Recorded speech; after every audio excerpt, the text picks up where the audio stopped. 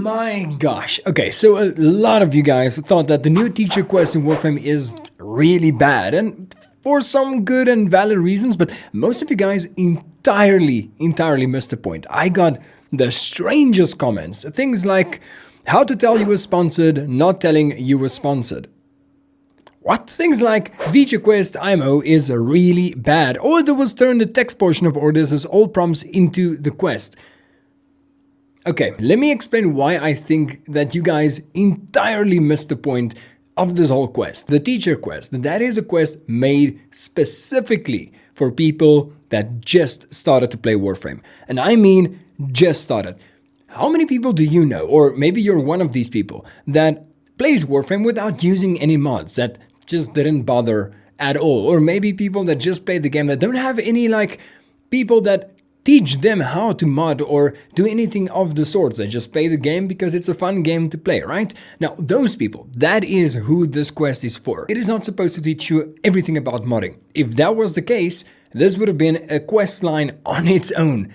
You guys know exactly how insanely massive the modding system actually is. How would we expect DE to turn the entire modding system into a quest line to teach people how to mod? It's not realistic at the end of the day, right? Like, how are you gonna do that? So let me break it down why this is actually a very, very good quest and what I think it actually lacks, because yes, it isn't perfect. Spoiler alert. So first of all, it gives you the basics, the introduction into modding.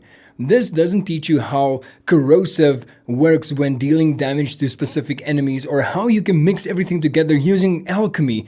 No, I know that. But it basically shows you how you can use a mod and put it onto a weapon, why that would be a good thing, and how that would make you stronger.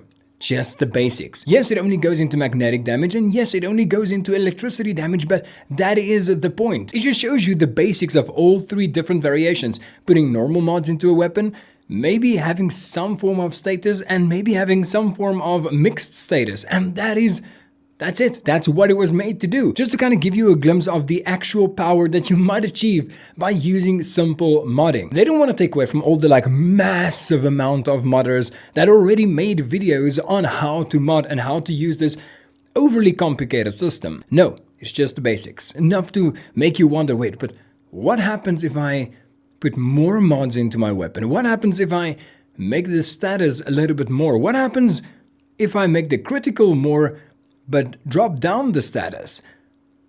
It makes you wonder, it makes you think. And that is what this quest was made for. Nothing else. Okay, well, maybe not nothing else. Maybe it was a little bit of lore kind of just tucked into that, okay? I think maybe DE wants to put in a little bit of lore bits everywhere inside of the game because it's still a quest line. You still have to make this look like a quest, right? Now, yes, the quest is lacking. Somewhat at least. And let me actually explain why. So first of all, you guys were right. This is basic. It is a very, very simplistic quest, not teaching you actually how the different modding systems and how everything in the modding system actually works. It doesn't explain to you that if you have a weapon that has already a baseline of 30% crit and maybe a baseline of 5% status, that it might be better to just mod the weapon for crit instead of status. It doesn't show you that if you mix two different elements first, the actual positioning of the elements make a lot of difference. And what I feel like it can do in the future is maybe build more and more complicated quests on that base quest to kind of teach you the modding system part for part for part for part.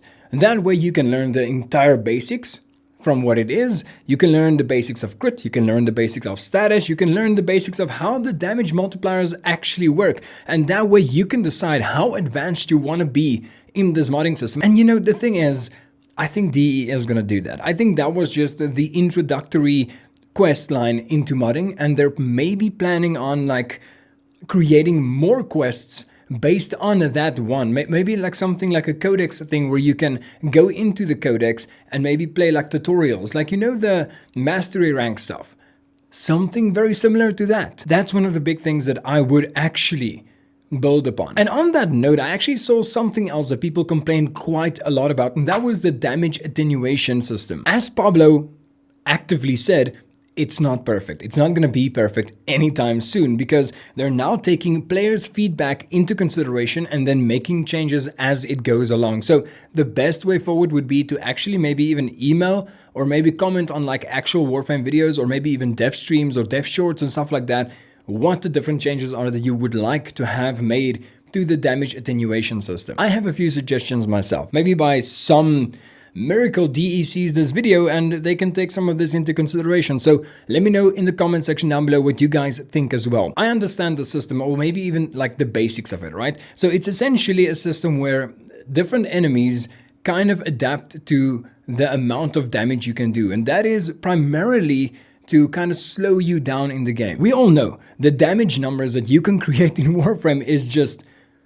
on another level. I struggled to get 1 million damage, and just recently I saw on my Discord somebody created a weapon that does like minus 6 million damage. I don't even know how the numbers make sense, but it's just supposed to technically one-tap literally everything in the game. Now, damage attenuation is primarily made technically for bosses and like real bosses in the game. It is meant to slow you down so that you just don't explode and destroy everything around you, and you actually have like time to enjoy the game, enjoy the quest line, the dialogue and everything like that, so that it kind of runs on a timer instead of just base damage. Now this can be very horrible for a lot of reasons, because if that damage attenuation is on like normal, maybe steel path things or maybe even normal world enemies, then you're gonna kind of have a situation where the damage doesn't even make a difference anymore, and the whole modding system is gonna fall apart, and you only have like up to a certain level that you can actually mod or create your Warframe and your weapons, which isn't fair. A lot of people farm for a really long time just to be able to get those mods. So I understand the frustration there, believe me. Now on that note, the farming itself is also now a problem, because if you have to farm the same mission 100 times, 200 times, 50 times just to get the specific parts or maybe even some specific mods or arcanes that you need to build a weapon or a weapon system that you want to use in the game, it essentially makes it impossible now. Because to actually farm that 50, 100, 200 times that you need to farm, it's gonna take forever. So yes, in that case, I would say, fair enough.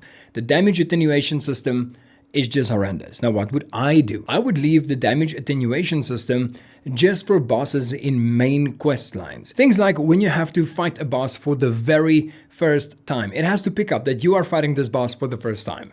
And then you have your damage attenuation, you can enjoy the quest line, you can enjoy the story, whatever the system is or was made for in that regard.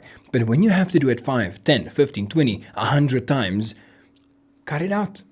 Just cut out the damage attenuation system, because then you can kind of figure out, hey, you know what? This person is here for farming. He's not here to enjoy the quest line. Just let the person farm. And then, of course, take it away from the normal world enemies. It has no place in the active world. There's just no reason. Why would you want to do a boss fight to get a chassis or a neuroptics or a systems of a specific Warframe, but you know for a fact you're going to have to fight that boss for 10, 15 minutes at a time, where you can usually just do that whole mission in 5 minutes. Don't do that. That's just unnecessary, to be honest. Just leave it out of the normal world bosses, take it to the quest lines, or at least, like the very least, take it to the like first level boss fights. Now let me know in the comment section down below which changes would you make to the modding quest line and which changes would you make to the damage attenuation quest line. I would love to see what you guys think, and maybe you'll even be featured in a future video. You never know. I really hope you guys enjoyed. Subscribe. We are getting close to 15,000 subscribers, and I really hope